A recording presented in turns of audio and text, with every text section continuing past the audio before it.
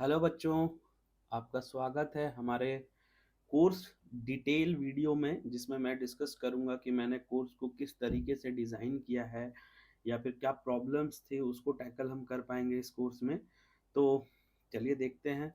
जैसे कि इन 7 सालों या 8 सालों में जो मैंने पढ़ाया है, जो मैंने प्रॉब्लम मेनली देखा है, वो क्या है, बच्चे कंसेप्ट पढ़ तो लेते हैं, क्लास में टीचर आए, उन्होंने बहुत अच्छे से पढ़ाया, न्यूमेरिकल्स भी कराए, बट प्रॉब्लम क्या है कि जब बच्चे खुद न्यूमेरिकल बनाने बैठते हैं तो उनको क्या क्या दिक्कतें आती हैं जो वो खुद बताते हैं। उनसे डिस्कशन के बाद ये मैं बता रहा हूँ कि सबसे पहला प्रॉब्लम वो बोलते हैं कि सर न्यूमेरिकल ही सॉल्व नहीं हो रहे हैं, जबकि क्लास में हुए थे बट अब खुद से नहीं हो रहे हैं।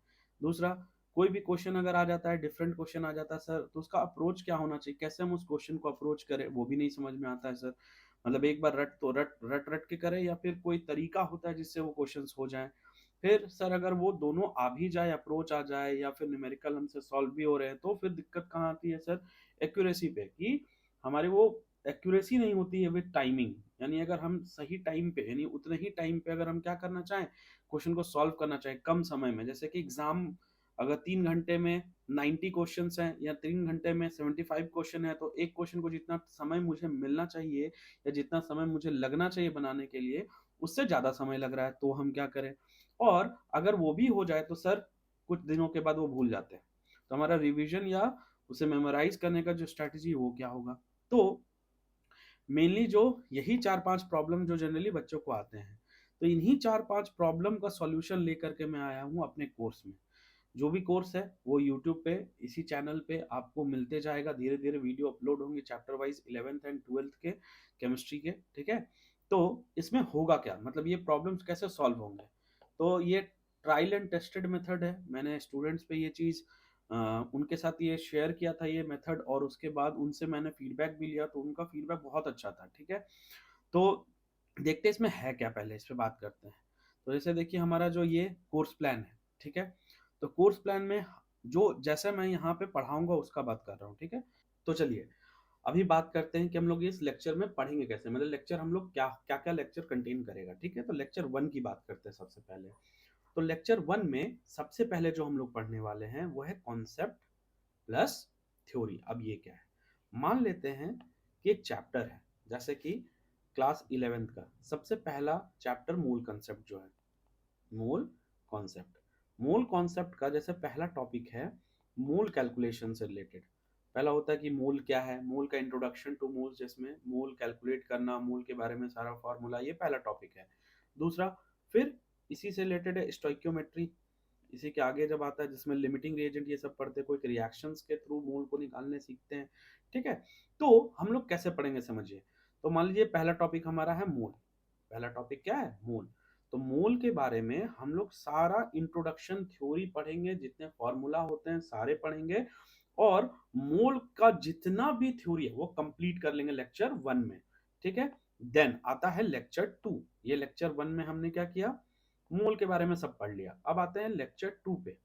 तो लेक्चर 2 पे क्या होगा? तो लेक्चर 2 पे जो होगा वो होगा different types of question. Different types of क्या होगा? क्वेश्चन। मतलब डिफरेंट डिफरेंट टाइप के क्वेश्चन। मान लीजिए कि मूल से पूछे जाने वाले जो डिफरेंट टाइप के क्वेश्चन है वो मान लेते हैं टोटल 10 टाइप्स हैं। तो ये 10 टाइप में type 1, type 2, type 3, type 4, type 5 ऐसे करके मैं पढ़ाऊंगा आपको, ठीक है? और सबके 2 से 3 या 4 क्वेश्चन जितना भी हो पाएगा वो मैं लेक्चर 2 में कराऊंगा, ठीक है? लेक्चर 2 या बोल सकते हैं सेकंड लेक्चर के बाद और भी लेक्चर्स हो सकते हैं उसी से रिलेटेड होंगे, जो क्वेश्चन न्यूमेरिकल से रिलेटेड होंगे, ठीक है? उसके बाद वाले लेक्चर में क्या होगा, जो लेक्चर 3, तो यहाँ पे तो आप जैसे ही यहाँ पहुंचेंगे, जैसे लेक्चर 2 पे पहुंचेंगे, तो आपका दो प्रॉब्लम सॉल्व हो जाएगा। क्या? कि सर न्यूमेरिकल सॉल्व नहीं हो रहे हैं। दूसरा, सर क्वेश्चंस को, न्यू क्वेश्चंस को अप्रोच कैसे करें, वो यहीं आप सीख जाएंगे, क्योंकि मैं डिफरेंट टाइप्स ऑफ क्वेश्चन पढ़ाऊंगा आपको। तो आपको नए क्वेश्चंस दिखेंगे ही नहीं। यहाँ पे आपको क्या समझ में आएगा कि 10 टाइप पढ़ चुके हैं, तो अगर कोई नया क्वेश्चन भी आएगा तो सिर्फ आपको डाटा चेंज करके आएगा, मतलब उसमें से वैल्यूज सिर्फ चेंज हो जाएंगे, बाकी और कुछ आपको दिमाग नहीं लगाना है। बस वो 10 टाइप को आपको बार बार रिवाइज करना है, ताकि अगर उससे रिलेटेड कभी क्वेश्चन आए तो बस आपको डाटा चेंज मिलेगा और कुछ भी नहीं मिलने वाला है। तो दो प्रॉब्लम आपके तो यही सॉल्व हो जाएंगे। थर्ड, लेक्चर 3 पे जब आप पहुंचेंगे तो हम लोग यहाँ पे करेंगे पीवाईक्यूज। प्रीवियस ईयर क्वेश्चन, यहाँ टाइमिंग और एक्यूरेसी पे बात होगी, ठीक है। जैसे ही मान लीजिए मैं पीवाईक्यू के 10 क्वेश्चन दिया आपको, तो 10 क्वेश्चन मान लेते हैं, एग्जाम में एक क्वेश्चन केमिस्ट्री को करने के लिए मान लेते हैं हम 45 सेकंड पकड़ के रखते हैं, ठीक है। स्टार्टिंग में 1 मिनट भी आप ले सकते हैं, तो मैं यहाँ 10 मिनट आपको दूंगा, पर क्वेश्चन 1 मिनट। आपको 1 मिनट टाइमर लगाना है, घड़ी देखना है और तुरंत मेरे साथ साथ उसको सॉल्व भी करना है, ठीक है। टाइमर लगाएं, उसको तुरंत सॉल्व करें, साथ ही साथ मैं बैठा रहूंगा यहाँ, या वीडियो पॉज करके जैसे भी आपको सॉल्व करना है सॉल्व करना है, ठीक है। उसके बाद मैं उसको सॉल्व करूंगा, फिर आपको उसको चेक करना है कि क्या आपने 1 मिनट में सही बनाया या नहीं, या फिर अगर नहीं भी सही बनाया तो रीजन क्या है, आप रीजन यानी खुद का रीजन जरूर लिखें वहां पे कि क्यों आपका ये गलत हो गया, कैलकुलेशन एरर था या क्वेश्चन गलत पढ़ लिया या कोई भी प्रॉब्लम। इससे क्या होगा, आपको चेक मिलेगा, अच्छा मैं गलतियां कहाँ पे ज्यादा करता हूँ। इससे फायदा क्या होगा, फिर अगर नेक्स्ट टाइम आप जब क्वेश्चन बनाएंगे तो उन गलतियों पे ध्यान देंगे। इससे आपका नंबर एक्यूरेसी भी बढ़ता है। बहुत सारे ऐसे स्टूडेंट थे जो एम्स में गए, बहुत आईआईटीज में गए, लेकिन उनकी बात मैं बता रहा हूँ आपको, स्टार्टिंग में जब वो मेरे पास आते थे तो 120 नंबर आ रहे हैं उसको, कितने में, 300 में, मेंस का बात कर रहा हूँ मैं। और ये भी बहुत बढ़ नहीं रहा है बहुत टेस्ट के बाद। बट जब ये मेथड मैंने उसको अपनाया, फिर मैं लर्निंग टेक्निक यानी मेमोराइज करने का भी आपको स्ट्रेटेजी दूंगा क्लास के अंदर, यहाँ अभी नहीं दे पाऊंगा, क्लास जब पढ़ाऊंगा तो मैं वहां बता दूंगा, ठीक है। तो 120 से इन्होंने 4-5 मंथ, ऐसा भी नहीं कि 1-2 मंथ में हो जाएगा, 4 to 5 मंथ उन्होंने मेहनत की और ये मार्क्स 260-280 आ गए। इसी मतलब वो एवरेज स्टूडेंट की बात कर रहा हूँ, जो अच्छे स्टूडेंट थे वो तो बहुत ही अच्छा, इस बार जेई मेंस के या जेई एडवांस के जो भी रिजल्ट आएंगे, मेंस के अभी आ चुके हैं, उसमें बहुत लोग टॉप भी किए हैं। वो भी एवरेज स्टूडेंट की मैं बात कर रहा हूँ, जिनसे उम्मीद नहीं थी कि वो इतना अच्छा मार्क्स लाएंगे, क्यों, वो मेहनत की, वो कंसिस्टेंट रहे। और उसके बाद जब मैंने उनसे बात की तो उन्होंने सिर्फ एक ही लाइन बोला कि सर मैं कंसिस्टेंट था, इसी मेथड को अपना रहा था, पढ़ रहा था। तो ये आपको बहुत ज्यादा फायदा देने वाला है अगर आप इस तरीके से पढ़ते हैं। लेक्चर 1 में कॉन्सेप्ट थ्योरी एक टॉपिक का, फिर उसी टॉपिक से रिलेटेड 10 से 15 टाइप के जो भी क्वेश्चंस होते हैं सारे क्वेश्चंस पढ़ने हैं, और थर्ड में पीवाईक्यू सॉल्व करने हैं विद टाइमिंग।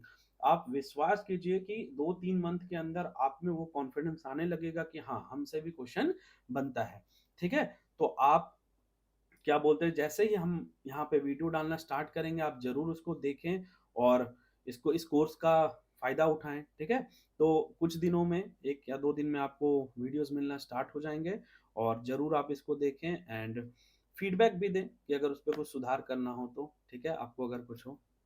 बाकी मिलते हैं आपको वीडियो के दिन। Thank you.